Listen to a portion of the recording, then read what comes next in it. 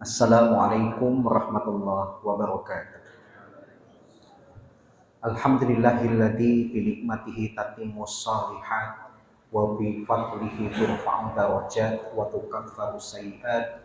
Asyhadu an la ilaha illallah wahdahu la syarikalah qadil hajat wal alim bil khufaya wal maqnunat wa asyhadu anna nabiyyana Muhammadan abduhu wa rasuluhu sayyidul bariyat sallallahu alaihi wa ala alihi wa sahbihi wa man sara ala nahjihi wa tada bihadihi ma damatil ardu was samawat amma ba'd. Allahumma la ilma lana illa ma 'allamtana innaka antal alimul hakim wa 'allimna ma yanfa'una wanfa'na bima 'allamtana wa zidna ilman walhamdulillahi ala kulli hal. Rabbana iftah bainana wa baina qaumina bil haqqi wa anta khairul fatihin. Alhamdulillah, pada kesempatan pagi hari ini Allah Subhanahu wa taala mengumpulkan kita kembali di salah satu rumah dari rumah-rumahnya. Moga-moga apa yang kita lakukan pada pagi hari ini mendatangkan keridhaan dari Allah Subhanahu wa taala. Pada kesempatan pagi hari ini, tema yang akan kita bahas yaitu tentang fikih sholat tahajud. Kenapa kita perlu membahas tentang tema ini? Yang pertama, di antara sholat sunnah yang ditekankan untuk kita lakukan diantaranya adalah sholat tahajud. Maka jangan sampai setiap amal yang kita lakukan tidak dibangun di atas ilmu. Yang kedua, supaya kita bisa memastikan sholat tahajud kita semirip mungkin dan sebagus mungkin yang bisa kita lakukan, maka kita harus memperdalam, membuka dan mengkaji kitab-kitab fikih yang telah ditulis oleh para ulama, sehingga kita bisa memiliki keyakinan bahwasanya sholat tahajud kita adalah sholat tahajud yang sudah kita dasarkan pada dasar yang kuat. Pada kesempatan pagi hari ini, mari kita bedah satu persatu tentang fikih sholat tahajud. Yang pertama, kalau dilihat dari segi istilah, tahajud itu dari kata tahajjada yatahajjadu tahajjudan, yang kalau dilihat dari akar katanya unik, berasal dari kata hujud. Yang kata hujud itu juga unik karena dia memiliki dua arti yang bertentangan. Hujud itu bisa bermakna tidur dan hujud itu bisa bermakna begadang. Nah, nanti turunan katalah yang membedakan antara tidur dan begadang. Kalau kemudian kita pakai wazan fa'il, kita kemudian membentuk kata hajid, maka dalam bahasa Arab artinya orang yang tidur, naim. Tapi kalau kemudian kita pakai wazan mutafa'il menjadi mutahajjid, maka yang dimaksud adalah orang yang bangun di malam hari untuk melaksanakan ibadah kepada Allah Subhanahu wa taala. Ini definisi secara bahasa. Adapun definisi menurut fikih, menurut istilah yang paling sederhana tentang definisi tahajud itu adalah sholatut tatawwu fil laili ba'dan naum. Sholat tatawwu itu artinya sholat yang dilakukan secara sukarela pada malam hari setelah bangun dari tidur. Ini definisi tentang tahajud. Kemudian yang kedua, masyru'iyah atau dalil pensyariatannya. Yang pertama, kita sering membaca atau setidaknya sering mendengar ayat ke-79 dari suratul Isra. Ketika Allah Subhanahu wa taala berkata, "Wa minal laili fatahajjat bihi nafilatan laka asa ayyab'asaka rabbuka maqaman mahmuda." Dan di sebagian malam maka bertahajudlah sebagai bentuk ibadah tambahan untukmu, moga-moga Allah Subhanahu wa taala membangunkan untukmu sebuah tempat yang terpuji. Surat Al-Isra ayat 79. Adapun di dalam hadis, banyak hadis yang berbicara tentang masalah sholat tahajud atau qiyamul lail. Di antaranya hadis yang diriwayatkan oleh Abu Hurairah radhiyallahu anhu, Rasulullah SAW pernah bersabda, "Afdhalus siyam ba'da Ramadan syahrullahil muharram." Seutama-utamanya siang setelah bulan Ramadan itu adalah berpuasa di bulan Allah yang disebut dengan bulan Muharram. Wa afdhalus shalah ba'dal fariidah sholatul lail. Dan seutamanya sholat setelah sholat yang wajib itu adalah sholat di waktu malam. Hadis riwayat Muslim. Kemudian hadis yang kedua dari jalur Abu Umamah Al-Bahili dari Rasulullah SAW. Suatu ketika Rasulullah SAW pernah bersabda, "Alaikum biqiyamil lail, fa innahu da'abus solihina qablakum, wa huwa qurbatun lakum ila rabbikum wa mukaffirun lisayyi'at wa manhatun 'anil ismi." Rasulullah SAW suatu ketika berkata, hendaknya kalian mengerjakan qiyamul lail. Kenapa? Karena itu adalah kebiasaan orang-orang soleh sebelum kalian sebagai bentuk pendekatan diri kepada Rabb kalian, sebagai penghapus kesalahan dan pencegah dari dosa. Hadis riwayat Al-Hakim. Kemudian yang ketiga tentang masalah istilah. Selain dikenal dengan istilah tahajud, maka sholat tahajud ini juga dikenal dengan istilah lain. Istilah lain yang seringkali menggantikan istilah tahajud itu apa? Qiyamul lail. Dan ada juga yang istilahkan tahajud itu dengan sholat witir, meskipun lebih banyak istilah qiyamul lailnya daripada menyebut dengan sholat witir. Nah, kemudian timbul pembahasan. Apa hukum sholat tahajud bagi umat Islam? Kalau kaitannya dengan umat Nabi Muhammad SAW, para ulama sepakat hukumnya sunnah. Berdasarkan perkataan Allah dalam surat Al-Isra 79 tadi, nafilatan lak, sebagai bentuk ibadah tambahan bagimu. Berarti dihukumi sunnah. Kemudian timbul perbedaan pendapat tatkala tahajud itu disandarkan kepada Nabi. Kalau Nabi sendiri itu sholat tahajud hukumnya apa? Para ulama berbeda pendapat, ada yang mengatakan wajib, ada yang mengatakan sunnah. Yang mengatakan wajib karena berdasarkan perkataan Allah, ya ayyuhal muzammil qumil laila illa qalila. Wahai orang yang berselimut, bangunlah tatkala malam itu tinggal sedikit. Maka karena ini bentuknya dalam bentuk fi'il amr, kata kerja perintah, yang kata kerja perintah itu hukum aslinya adalah wajib, maka sebagian ulama menghukumi wajib. Kemudian respon mereka terhadap kata nafilatal lak itu artinya apa? Tambahan. Tetapi ada juga mereka yang kemudian menambahkan sebuah hadis yang diriwayatkan oleh Imam Ahmad. Rasulullah SAW suatu ketika pernah bersabda, salasun hunna alayya faraid wa hunna lakum tatawwu. 3 perkara yang hal itu adalah wajib bagiku tetapi sifatnya sukarela bagi kalian. Yang pertama yang wajib bagi Nabi itu apa? Al-witru, salat witir. Yang kedua wan nahru, menyembelih. Dan yang ketiga adalah wassalatut duha, mengerjakan salat duha. Hadis riwayat Ahmad. Maka dalil-dalil dan argumentasi ini dipakai oleh kelompok yang mengatakan sholat tahajud itu bukan sunnah bagi Nabi tapi wajib. Tetapi ada juga yang mengatakan enggak, sholat tahajud bagi Nabi itu hukumnya sunnah. Argumennya apa? Karena ketika Allah sudah memerintahkan sholat 5 waktu, berarti yang wajib ya cuma sholat 5 waktu. Selain sholat 5 waktu berarti hukumnya sunnah. Yang kedua, mereka mengatakan dan menerjemahkan serta menafsirkan kata nafilah itu diartikan sunnah. Nafilatal laka itu diartikan hukumnya adalah sunnah bagi dirimu, yaitu bagi Nabi Muhammad SAW. Kemudian yang selanjutnya tentang pelaksanaan. Kapan waktu pelaksanaan sholat tahajud? Kalau dilihat dari segi definisi yaitu ba'dan naum, maka sholat tahajud itu boleh dilaksanakan seseorang tatkala dia itu sudah tidur. Meskipun juga tidak ada larangan. Kalau habis sholat isya orang ini tidak tidur kemudian tahajud boleh enggak? Ya tidak ada larangan. Tapi kalau bicara tentang masalah seutama-utamanya waktu untuk tahajud itu kapan? Tidak ada persisian di antara para ulama. bahwasanya seutama-utamanya sholat tahajud itu dilaksanakan tatkala sepertiga malam yang terakhir.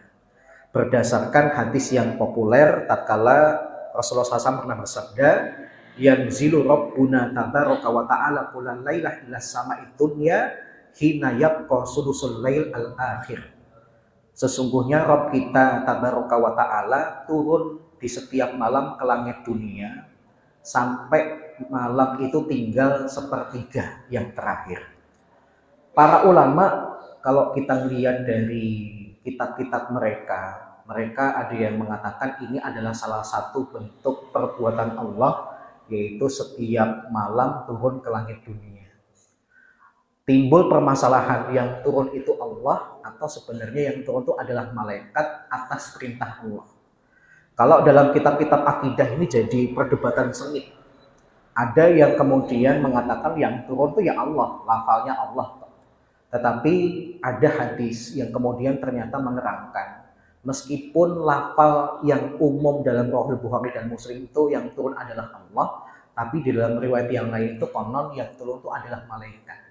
Yang malaikat ini kemudian mencari hamba-hamba Allah yang bangun di waktu malam, khususnya di sepertiga malam yang terakhir. Baik. Kemudian yang selanjutnya hadis riwayat Al-Bukhari, Rasulullah SAW pernah bersabda, ahabus sholah ilallah sholatu Dawud alaihi salam, wa ahabus siyam ilallah siyamu Dawud. Sholat yang paling Allah cintai itu adalah sholatnya Dawud, dan puasa yang paling Allah cintai itu adalah puasanya Dawud. Kenapa? Wa kana yanamu nisfal lail wa yaqumu sulusah wa yanamu sudusah. Karena Dawud alaihissalam itu kalau sholat malam sifatnya tidur di separuh malam, bangun di sepertiganya, dan tidur lagi di seperenamnya. Wa yasumu yauman wa yuftiru yauman. Adapun sifat puasanya Nabi Dawud itu adalah sehari berbuka, sehari berpuasa, sehari berbuka, sehari berpuasa, diselang-seling. Hadis sahih Rahul Bukhari dari Abdullah bin Amr ibn al-Ash radhiyallahu anhu. Kemudian permasalahan berikutnya, sholat tahajud itu boleh nggak dilakukan secara berjamaah? Untuk masalah ini para ulama berbeda pendapat dalam mengistilahkan hukumnya. Ada yang mengatakan sholat tahajud itu makruh kalau dilakukan berjamaah, tapi ada juga yang mengatakan mubah.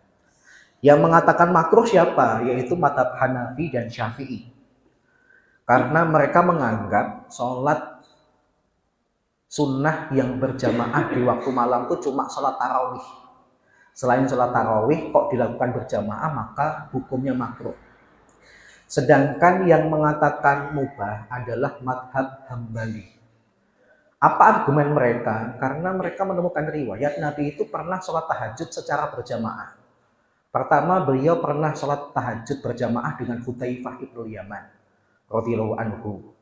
Beliau pernah sholat tahajud dengan Ibnu Abbas radhiyallahu anhu. Bahkan Nabi juga pernah sholat tahajud bersama Anas bin Malik dan ibunya. Maka riwayat-riwayat ini kemudian dijadikan argumen oleh mazhab Hambali, sholat tahajud bukannya makruh tapi mubah. Meskipun mereka mengatakan mubah, tetapi dalam keterangan mereka tetap ada pernyataan lebih bagusnya sih tetap dilakukan sendiri. Kenapa? Saya dulu pernah mengatakan karena tahajud itu adalah salah satu momen bagi kita untuk berduaan dengan Allah. Kadang-kadang ada keinginan kita yang kalau sampai didengar orang lain itu kita kemudian malu. Maka mumpung kita sedang berduaan dengan Allah, kita panjatkan seluruh keinginan kita kepada Allah, minta kepada Allah yang di situ tidak ada rasa malu karena kita lakukan sendiri. Ini yang kemudian dijadikan dalil oleh para ulama. Bahkan para ulama juga sampai kemudian mengutip sebuah hadis, meskipun hadisnya diperselisihkan derajatnya. Rasulullah SAW itu pernah bersabda, liyas ala hadukum rabbakum tabaraka wa ta'ala kulla hajatahu hatta syirakana'ni. Hendaknya salah seorang di antara kalian itu minta seluruh hajatnya kepada Allah sampai-sampai di tali sandalnya yang putus. supaya kemudian sandalnya diperbaiki atau dapat sandal yang baru, minta sama Allah Subhanahu wa taala. Menunjukkan para ulama itu ketika minta kepada Allah itu banyak dan lama. Nggak seperti kita yang kadang-kadang doanya cepat karena kemungkinan kita merasa kalau kebutuhan kita sudah dipenuhi. Tetapi ternyata kalau kita lihat kebiasaan para ulama itu, mereka rinci meminta kepada Allah Subhanahu wa taala meskipun tidak sampai serinci-rincinya, yaitu sampai bilangan gelasnya berapa, piringnya berapa dan sebagainya. Tapi mereka meminta kepada Allah dari segi makanan, minuman, pakaian, bahkan Nabi sampai mengatakan kalau sandal kalian putus pun minta kepada Allah agar Allah memperbaikinya atau Allah menggantinya. Baik. Nah, adapun mazhab Maliki, mereka mengkategorikan mubah dengan syarat. Boleh tahajud berjamaah dengan syarat jemaahnya jangan terlalu banyak dan juga jangan di tempat yang masyhur, di masjid jami, masjid agung dan sebagainya. Khawatirnya itu nanti jadi tradisi. Bahkan mereka juga berani mengatakan tidak ada sholat sunnah berjamaah di waktu-waktu tertentu. Mazhab Maliki itu termasuk yang membid'ahkan sholat berjamaah di malam nisfu Sya'ban. Mereka juga yang berani mengatakan bid'ah sholat berjamaah di malam Asyura dan sebagainya. Tapi umumnya, kembali lagi kalau dalam masalah tahajud berjamaah tidak ada istilah bid'ah. Munculnya bid'ah itu di sholat sunnah yang lain seperti nisfu Sya'ban, seperti di malam Asyura dan sebagainya. Adanya dua hukum saja. Ada yang mengatakan makruh, ada yang mengatakan mubah. Kemudian jumlah rakaat. Berapakah jumlah rakaat Rasulullah SAW yang terekam di dalam hadis? Kalau kita pakai informasi dari Ibunda Aisyah radhiyallahu anha, sama-sama diriwayatkan oleh Imam Al-Bukhari, maka kita menemukan dua bilangan. Suatu ketika Ibunda kita mengatakan Nabi itu sholat tahajudnya 13 rakaat. Sedangkan di kesempatan yang lain beliau itu 11 rakaat. Nah, 13 dan 11 ini kemudian yang dijadikan dalil oleh para ulama untuk tidak menambah lebih daripada itu, baik di luar Ramadan maupun di dalam bulan Ramadan. Karena ketika Ibunda Aisyah radhiyallahu anha berkata di dalam hadis yang kedua, Ibunda Aisyah mengatakan, makana Rasulullah SAW yazidu fi Ramadan wala fi ghairih ala ihda asyrata rakaat. Rasulullah SAW tidak menambah di bulan Ramadan maupun di luar bulan Ramadan dari 11 rakaat. Karena Nabi itu kalau sholat sunnah di waktu malam ya maksimalnya cuma 11 rakaat. Adapun 13 rakaat tadi kemungkinan besar itu adalah sholat istiftah. Memulai sholat malam dengan 2 rakaat ringan. Yang di kampung saya itu dipraktekkan dengan berjamaah, yang saking ringannya itu cuma baca Al-Fatihah di rakaat pertama dan rakaat kedua. Meskipun saya coba cari dalilnya apakah hanya dengan Al-Fatihah saja dalam kitab-kitab fikih nggak ketemu.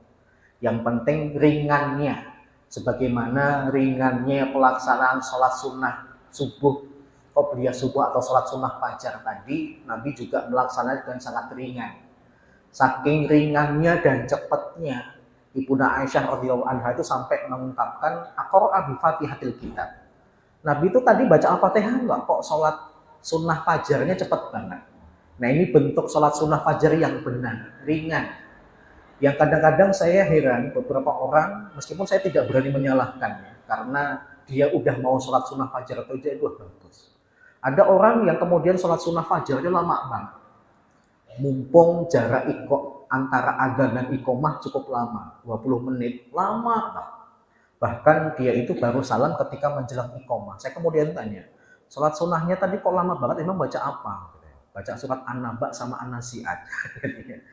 Ya, saya tidak berani menyalahkan, tapi kalau kemudian dilihat dari segi kemiripan Nabi, nggak mirip. Karena Nabi itu sampai tergambarkan oleh Ibunda Aisyah, begitu ringannya melaksanakan sholat sunnah fajar, begitu ringannya membuka sholat malam dengan 2 rakaat yang kemudian dikenal dengan sholat istiftah, sholat pembuka. Baik. Kemudian rinciannya, kalau kita bicara tentang minimalnya, para ulama sepakat sholat malam itu minimalnya 2 rakaat. Kemudian perbedaannya di masalah maksimalnya. Kalau kaitannya dengan maksimal rakaat sholat tahajud, para ulama timbul perbedaan pendapat. Kalau Hanafiyah itu kenceng mengatakan Nabi itu cuma 8 tahajudnya. Kalau ada riwayat dari Bunda Aisyah 11 tadi, berarti 3-nya itu adalah witir. Berarti Hanafiyah itu membedakan antara tahajud dengan witir. Sedangkan Malikiyah itu berpendapat Nabi itu sholat tahajudnya 10 atau 12 rakaat. Kalau pakai hitungan maksimalnya 13, berarti kalau rakaat Nabi tahajud 10, witirnya 3 rakaat. Tapi kalau kemudian tahajudnya 12 rakaat, berarti witirnya cuma 1 rakaat. Yang penting maksimalnya 13. Yang unik itu Syafi'iyah. Syafi'iyah itu kemudian mengatakan tidak ada batasan rakaat dalam sholat tahajud. Apa argumen mereka? Hadis riwayat Ahmad. Rasulullah SAW pernah bersabda, as-sholatu khairu mawdu'in. Sholat itu adalah posisi yang terbaik. Man sya'a aqalla wa man sya'a aksar. Barang siapa yang ingin meringkas, silahkan ringkas. Barang siapa yang ingin memperbanyak, silahkan diperbanyak. Jadi berdasarkan sabda Nabi ini kemudian diistihati oleh madhab Syafi'i, tidak ada batasnya. Makanya nanti ketika dalam bulan Ramadan kok ada yang lebih dari 11 rakaat, seperti saudara-saudara kita NU, jangan disalahkan karena memang ada dasar hadis riwayat Ahmad. Baik, kemudian yang selanjutnya tentang ketentuan. Bagaimanakah cara melaksanakan tahajud yang semirip mungkin dengan Nabi? Yang pertama, pelaksanaan sholat tahajud itu berdasarkan keumuman sabda Nabi, sholatul laili masna-masna. Dikerjakan 2 rakaat salam, 2 rakaat salam. Bahkan ada riwayat lafalnya itu bukan cuma malam, sholatul laili wan nahari masna-masna. Sholat di waktu malam dan siang itu 2 rakaat salam, 2 rakaat salam. Ini yang pertama. Yang kedua, dalam tahajud itu perpanjanglah bacaan, juga disunahkan memperpanjang rukuk dan sujud. Para ulama beda pendapat, ada yang mengatakan berdirinya yang lama. Ada juga yang mengatakan rukuk dan sujudnya yang lama. Yang mengatakan lama berdiri ya karena sampai disebut dengan qiyamul lail, qiyam itu kan artinya berdiri. Kenapa disebut dengan qiyamul lail? Karena Nabi identik ketika di waktu malam itu berdirinya lama.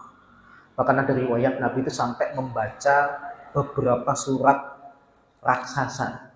Nabi membaca dalam sholat tahajud beliau itu suratul Baqarah, dilanjutkan dengan surah Ali Imran, baru berhenti di surah An-Nisa. Di rakaat berikutnya kemudian membaca suratul Maidah, suratul An'am, dan ditutup dengan suratul A'raf. Subhanallah ya, Nabi kita sallallahu alaihi wasallam itu pernah sholat tahajud sampai membaca 6 surat besar, surat kedua sampai surat ke-7 yang jumlahnya adalah ratusan ayat. Ada juga yang berpendapat enggak, yang diperpanjang bukan berdirinya, tapi rukuk dan sujudnya. Berdasarkan sabda Nabi, alaika bikasrati sujud. Hendaknya engkau itu memperbanyak sujud, karena ada lafal sujudnya, berarti yang diperpanjang itu rukuk dan sujudnya. Tapi lebih amannya sih dua-duanya yang perpanjang. Yang berdirinya panjang, rukuk dan sujudnya juga panjang. Kemudian yang ketiga, ketentuannya adalah dimakruhkan tahajud cuma di malam Jumat. Berdasarkan sabda Nabi SAW, la tahtassu lailatal jum'ah biqiyamin min bainil layali. Jangan kalian khususkan malam Jumat itu untuk melaksanakan qiyamul lail. Jadi dimakruhkan. Tapi kalau kemudian ada malam-malam lain kita juga melaksanakan tahajud, itu yang kemudian diperbolehkan. Kemudian yang keempat, tidak ada khilaf, yang namanya tahajud itu dilakukan ba'da sholatil isya. Nggak boleh orang kemudian kok sholat tahajud ba'da sholat maghrib atau sebelum isya. Kenapa? Karena definisi dari qiyamul lail itu adalah setelah tidur, yang umumnya orang itu tidur setelah dia sholat isya terlebih dahulu. Kemudian yang kelima, sesuai dengan pengertian bahasa tadi, maka umumnya Nabi itu ketika tahajud tidur dulu. Bahkan kalau kita mengambil sifat sholat malamnya Nabi Daud alaihissalam, karena yanamu nisfal lail, beliau itu tidur separuh malam. Wa yaqumu sulusah wa yanamu sulusah. Beliau kemudian bangun di sepertiga malam yang terakhir dan tidur lagi di seperenam. Tidur lagi di sini kemudian dipraktekkan juga oleh Nabi meskipun bukan tidur beneran tapi tiduran. Dan baru kemudian beliau nanti bangkit tatkala manusia sudah banyak, sudah kumpul, atau Bilal kemudian memberitahu oleh Nabi bahwasanya sudah siap untuk melaksanakan sholat subuh berjamaah. Kemudian yang keenam juga yang paling bagus tuh diniatkan untuk melaksanakan sholat tahajud. Bahkan hadis riwayat Al-Hakim tuh ngiming-ngimingi kita ya. Nabi SAW mengatakan, barang siapa yang mendatangi tempat tidurnya dan meniatkan untuk tahajud, fagolabat u'ainahu, tapi kemudian kedua matanya mengalahkan dia, ngantuk sampai tertidur, kutibalahu manawa, maka Allah akan tuliskan baginya apa yang sudah dia niatkan. Niat tahajud, kok kemudian ketiduran, hatta asbah, sampai waktu subuh, maka pahalanya itu seperti orang sholat tahajud. Tapi ini bukan kemudian kita ngakalin. Ya udah deh kalau gitu tiap malam diniatin tahajud saja meskipun tadi nggak dipraktekkan, enggak gitu ya. Di hadis ini kan sampai dikatakan fagolabat hu'ainahu, kedua matanya mengalahkan dirinya gitu. Pengennya sih bangun tapi apa boleh buat kemudian tertidur lagi atau karena sangat letih dan sebagainya. Dan yang terakhir ketentuannya adalah tidurlah di waktu awal malam. Kenapa? Karena Nabi itu tidak suka ada aktivitas pada sholat isya. Paling-paling Nabi itu kalau ada aktivitas setelah sholat isya itu ngapa? Ngobrol dengan istri beliau. Sebagaimana Abdullah bin Abbas dan Abdullah bin Umar, karena mereka adalah ipar Nabi, yang satunya adalah sepupu Nabi, maka kemudian mereka pernah mendengar Nabi SAW di dalam rumah pada sholat isya ngapain, ternyata ngobrol dengan istrinya. Dan ini momen yang terbaik antara suami istri untuk membicarakan rumah tangga mereka. Karena bisa saja di waktu siangnya mereka sama-sama bekerja, disibukkan dengan kehidupan dunia, kemudian tidak fokus dengan keluarga mereka, maka kemudian berbincanglah, berdialoglah dengan pasangan ketika ba'da sholat isya. Dan ini juga sekaligus menunjukkan sholat tahajud yang bagus tuh ya kalau kita punya persiapan tidur dulu. Kalau memang kemudian ba'da sholat isya nggak ada kegiatan, tidur. Supaya ketika bangun itu fresh. Kita sudah punya modal tidur dengan waktu yang cukup atau bahkan sempurna. Kalau misalnya waktu sholat isya selesai itu jam 8, kita kemudian bangun nanti jam 3, berarti kita setidaknya sudah tidur tuh 7 jam. Sudah ideal sesuai dengan dunia kesehatan. Tapi kalau kemudian habis sholat isya nonton TV, habis sholat isya nonton MotoGP, habis MotoGP Liga Champion, habis Liga Champion MMA gitu ya, tidur jam 1 atau jam 2 malam meniatkan nanti jam 3 tahajud, bisa nggak bangun? Ya bisa sih, cuma kualitas tahajudnya sudah bisa kita duga. Kenapa? Karena tubuh itu punya hak untuk diistirahatkan, tapi kok kemudian hak yang diberikan cuma sedikit, nanti berpengaruh kepada kekhusyuan dan kualitas dari sholat tahajud itu sendiri. Tapi itu beberapa hal yang berkaitan dengan masalah tahajud. Moga-moga bermanfaat. Kurang lebihnya mohon maaf. Mungkin sisa waktu jika ada pertanyaan saya persilahkan.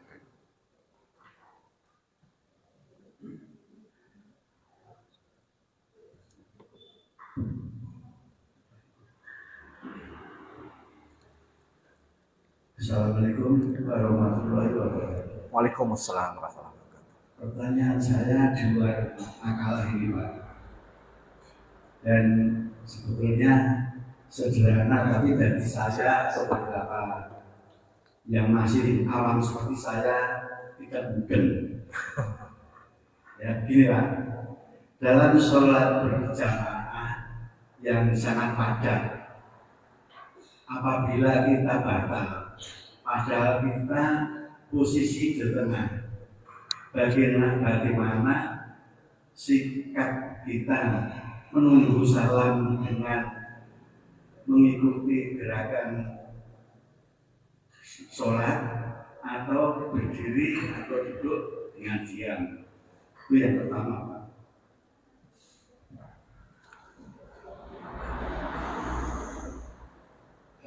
Yang kedua, bila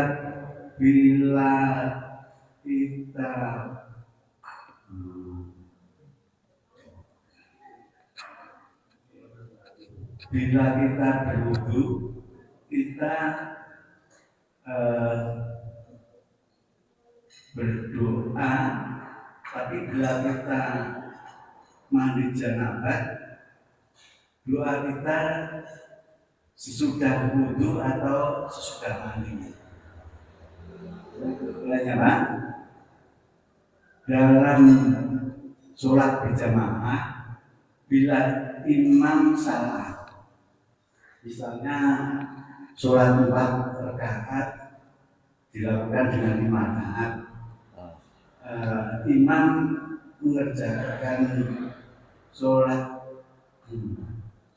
padahal sudah diingatkan oleh makmum, tapi dia nekat. Sikap apa yang kami ambil?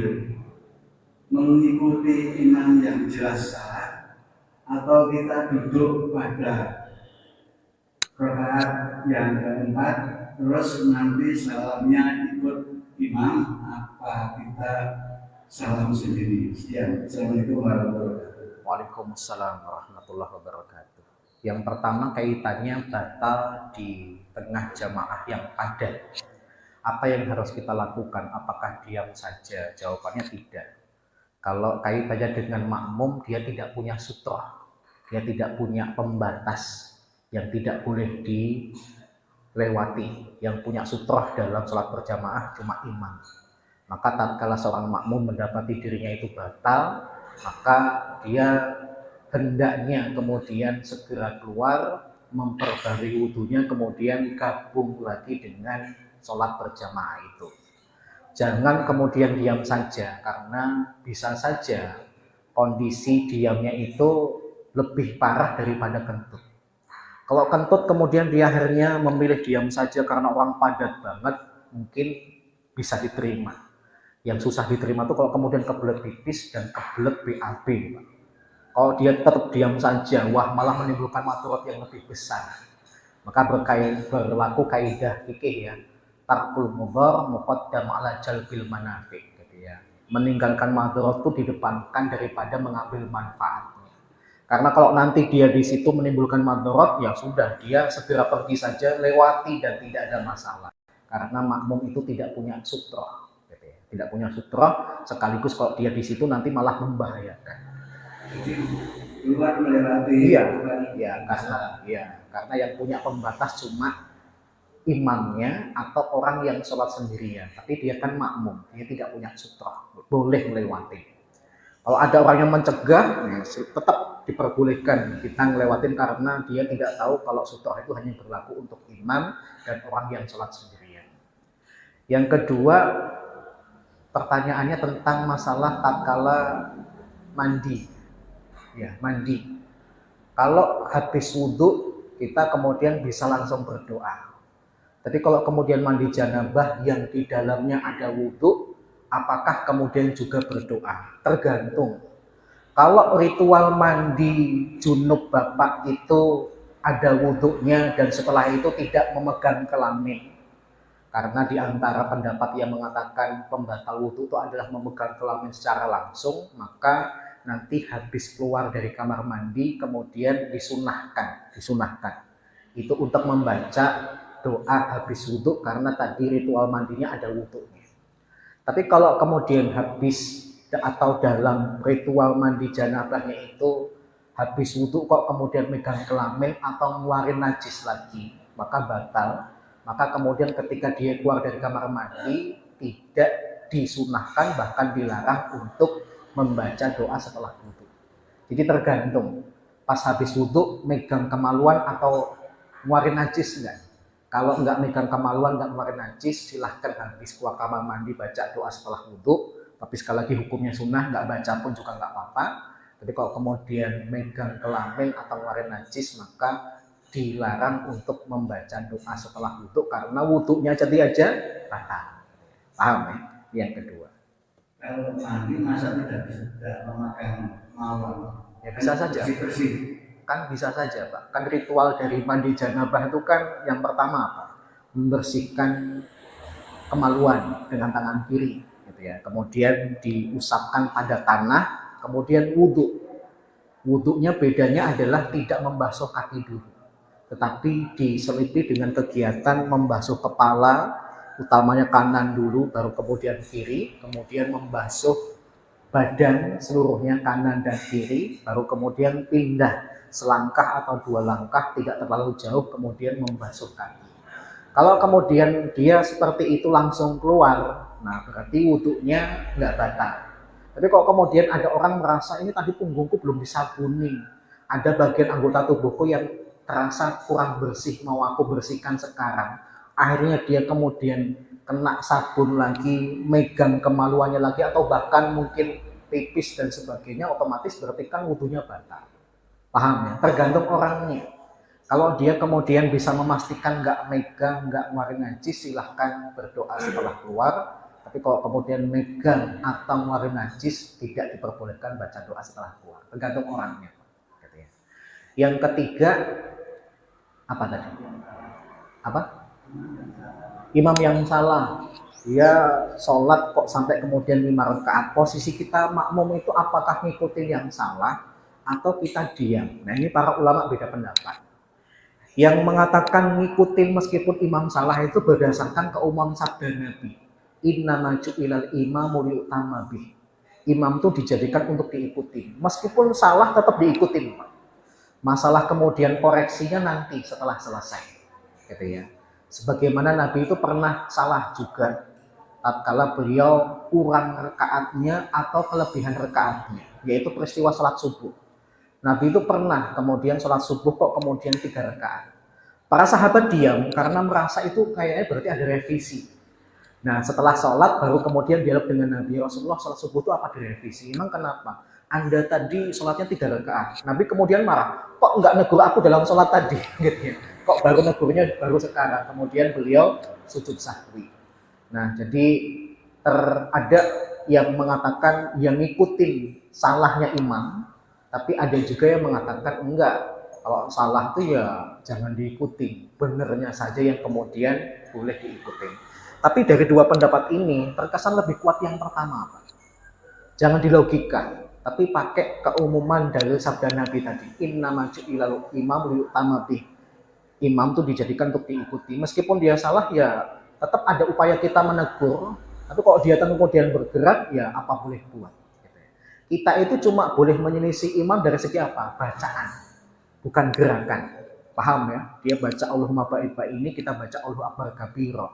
Dia subhana rabbil azim wa bihamdih, kita baca yang lain, itu boleh.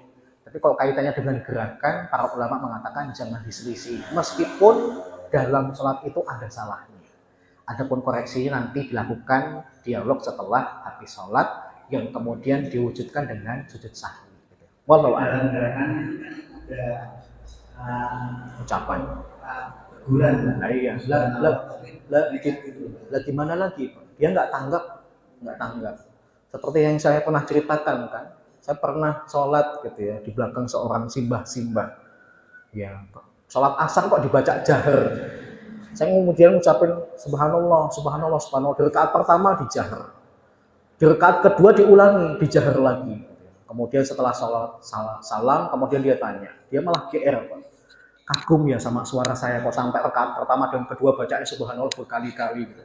Saya kemudian mbah, saya tuh dengar guru simbah itu karena ini sholat asar. Sir bukan jahar. Oh, ngono toh. Ngomong ya tadi itu ngomong saya itu ya subhanallah, bukan kemudian ngomong dengan bahasa yang lain gitu ya. Paham ya? Nah, pentingnya ilmu untuk jadi imam.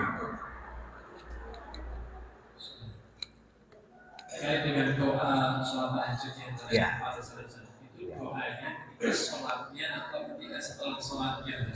Ya, terkait dengan masalah doa di tahajud Nabi, itu prakteknya setelah sholat atau saat sholat, itu para ulama beda pendapat.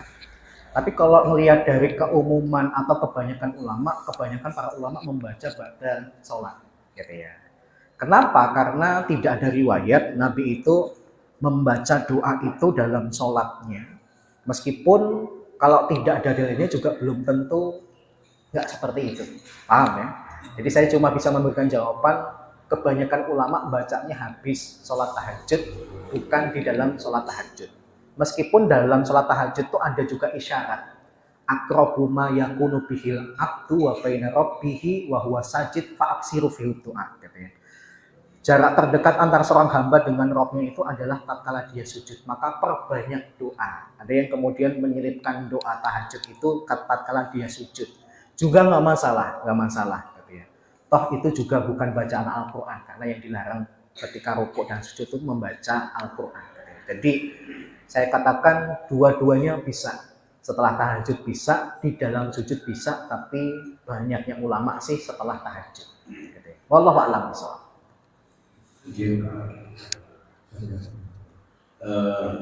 Suatu misal kadang-kadang ada itu malam kan susah. Iya. Atau bagi capek.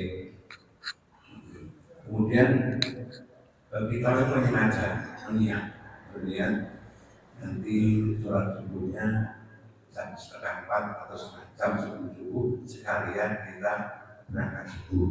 Sholat tahajudnya. Kemudian tapi kadang-kadang juga ada keterlambatan waktu sholat witir itu membayar kadang-kadang kita kandung azan. Itu apakah tidak dimasukkan lebih baik atau mungkin karena memang diniatkan seperti itu bagaimana? Iya. Kalau kita hidup di zaman modern, di mana memperoleh informasi tentang waktu sholat subuh itu lebih mudah, maka lebih bagusnya sih kalau kita ingin mengakhirkan qiyamul lail, tetap memperhitungkan waktu adzan subuhnya kapan. Dan karena di masyarakat itu nggak pernah ada jam yang sama, kayak tadi ini kan 4.24 ya, tapi tadi di masjid lain itu di jam ini 4.21 sudah ada yang adzan. Maka lebih bagusnya sih kalau kita seandainya tahajud itu atau witir sekaligus dimaksimalkan 5 menit atau 10 menit sebelum sholat subuh. Karena memang itulah yang dilakukan oleh Nabi, beliau kemudian setelah itu istirahat. Menunjukkan beliau melaksanakan sholat tahajud atau witir itu bukan di waktu injury time, tapi di waktu yang ada istirahatnya, ada jedanya antara qiyamul lail dengan subuh. Tapi seandainya kemudian ada orang kok sedang witir, kemudian kok dengar tahajud, dengar adzan, maka kemudian ya apa yang dilakukan? Ya dia tetap sempurnakan witirnya, tapi dengan jumlah rakaat seminimalnya. Bahkan Nabi sampai berkata ketika masalah salat witir itu, ya fal yutir walau birokah, hendaknya kalian witir meskipun cuma dengan 1 rakaat. 1 rakaat ini bagi orang yang udah mepet banget, gitu ya. Jangan kemudian diniatkan misalnya 5 rakaat dipaksain dan sebagainya. Kenapa? Karena adzan sudah berkumandang dan khawatirnya ada masjid yang jarak adzan dan iqomah itu begitu singkat. Kayak di kampung saya itu sampai saya pindah masjid itu karena muadzinnya selesai adzan, habis sholat 2 rakaat, habis itu kemudian qomat. Padahal sholat 2 rakaatnya itu kurang dari 5 menit, cepat banget. Nah, kalau kayak gini kemudian maka akan menyulitkan bagi kita, ya sudah sebaiknya tetap punya jadwal waktu sholat yang mulainya dibuat sebelum adzan subuh, gitu ya, supaya lebih aman dan menenteramkan. Wallahu a'lam. Pak. Waalaikumsalam warahmatullahi wabarakatuh. Saya mau bertanya mengenai sholat tahajud itu setelah Al-Fatihah itu ada bacaan tertentu atau memang semua bacaan yang bisa dihafal, bisa dibebas belajar. Karena Rasulullah mau itu panjang sama, jadi surat bacaannya juga banyak. Nah, maka ini ada ketentuan khusus untuk masalah bacaan. Dalam sholat wajib maupun sholat sunnah, membaca surat setelah Al-Fatihah itu hukumnya sunnah. Hanya saja kalau kemudian kita lihat dari segi prakteknya, Nabi memang terkesan ada beberapa momen di mana beliau melazimi surat-surat tertentu dalam sholat sunnahnya. Tetapi para ulama sepakat itu hukumnya sunnah. Kalau mampu lakukan ya silahkan lakukan, enggak juga tidak mengapa. Karena para ulama biasanya berdalil dengan perkataan Allah, faqra'u ma tayassara minal Qur'an. Bacalah yang mudah bagimu dari Al-Qur'an itu. Kalau memang kita tidak bisa baca atau tidak hafal surat Al-Baqarah, ya nggak usah baca surat Al-Baqarah. Lakukan sesuai dengan kemampuan kita. Tapi saya pengen panjang, ya sudah diulang-ulang. Sebagaimana di pertemuan ketika kita membahas tentang kitab Jami'ul Ulum wal Hikam, bahwasanya ada salah seorang sahabat, ya, Nu'man bin Bashir radhiyallahu anhu, yang beliau membaca satu ayat diulang-ulang, bahkan dari waktu malam sampai menjelang subuh. Berarti menunjukkan tidak harus dengan bacaan tertentu. Juga tidak ada riwayat Nabi kemudian menyatakan harus dengan surat itu. Cuma terekam Nabi pernah baca surat ini, tapi Nabi tidak pernah membebankan umatnya harus membaca surat dengan surat raksasa seperti itu. Tapi kalau kemudian kita pingin, daripada surat yang pendek diulang-ulang, saya ingin baca surat Al-Baqarah. Maka kemudian triknya bisa dengan baca mushaf. Diperbolehkan. Sholat sunnah dengan sendirian, kemudian baca mushaf. Kalau memang belum hafal, atau supaya kemudian meminimalisir kesalahan ketika membaca, boleh. Karena memang posisinya enak banget pas malam tuh baca yang lebih panjang daripada sholat biasanya. Wallahu a'lam. Sudah ya, moga-moga bermanfaat. Kurang lebihnya mohon maaf.